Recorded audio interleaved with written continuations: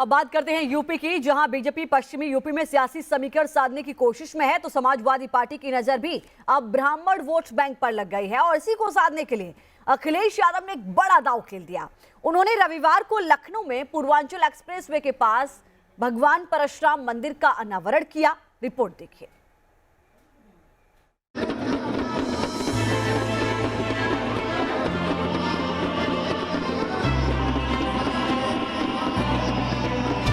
UP चुनाव में सियासी समीकरणों को साधने के लिए सभी पार्टियां ताना बाना बुन रही। इसी कड़ी में अब समाजवादी पार्टी की नजर भी बीजेपी के उस सबसे मजबूत वोट बैंक पर है जिससे समाजवादी पार्टी अब तक दूर ही नजर आई।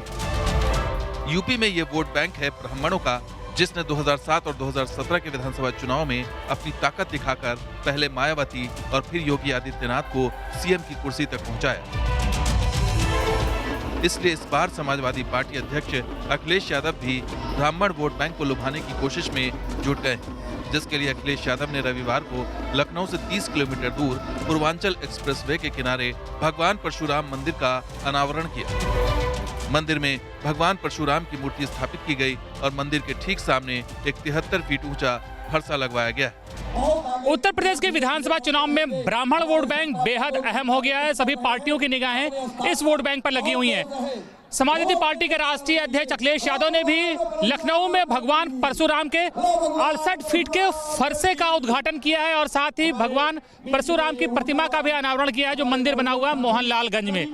तो समाजवादी पार्टी भी ब्राह्मण वोट बैंक को साधने में लगी है। बहुत इंपॉर्टेंट हो गया है ब्राह्मण वोट बैंक, हर पार्टी लुभाने में लगी हुई है। बीजेपी प्रबुद्ध सम्मेलन कर रही है, बीएसपी भी ब्राह्मण सम्मेलन कर रही है। अब अखिलेश यादव ने भी भगवान परशुराम की प्रतिमा का और 68 फीट के फरसे का उद्घाटन किया है। तो हर पार्टी की निगाहें जो है वो ब्राह्मण वोट बैंक पे है और इसीलिए जो ब्राह्मण पॉलिटिक्स है वो यूपी में काफी तेज हो गई है। दरअसल समाजवादी पार्टी भगवान परशुराम की जयंती को लेकर योगी सरकार को घेर रही। एसपी का आरोप है कि योगी सरकार ने भगवान परशुराम की जयंती पर होने वाले अवकाश को खत्म कर दिया, जो ब्राह्मणों का घोर अपमान है। हर समाज के लोग समाजवादी पार्टी की ओर देख रहे हैं। किसान, व्यापारी, नौजवान, छोटे कारोबारी, छोटे उद्योग वाले सब समाजवादी पार्टी के साथ खड़े हैं। वहीं आज बड़ी संख्या में ब्राह्मण समाज भी समाजवादी पार्टी को आशीर्वाद देने आया है।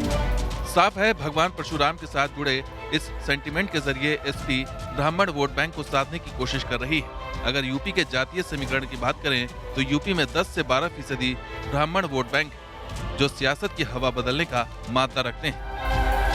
यूपी में एसपी अब तक मुस्लिम यादव वोट बैंक पर ही फोकस करती रही है, लेकिन 2007 में जिस तरह बीएसपी ने सोशल इंजीनियरिंग में दलित ब्राह्मण वोट बैंक को एकजुट कर सत्ता हासिल की थी और फिर बीजेपी 2017 में सत्तासीन हुई, उससे एसपी भी अब इसे साधने में लगी। इस तरह से समाजवादी पार्टी ने पिछले कुछ महीनों में, बल्कि मैं कहूँगा पिछले कुछ सालों में अपने आप को अल्पसंख्यक और यादव राजनीति से दूर रखकर हिंदू समाज और ख़ास तौर पर ब्राह्मण समाज की ओर फोकस किया है। चाहे वो कानपुर की घटना हो, चाहे लखीमपुर की घटना हो, उससे ये स्पष्ट लगता है कि पार्टी अपने आप को एक ब्रॉड तरीके से ब्राह्मण हितैषी दल के रूप में सामने लाना चाह रही है, क्योंकि ऐसा करने में उन्हें भारतीय जनता पार्टी के एक बड़े समर्थक वर्ग का समर्थन मिलने की पूरी उम्मीद है।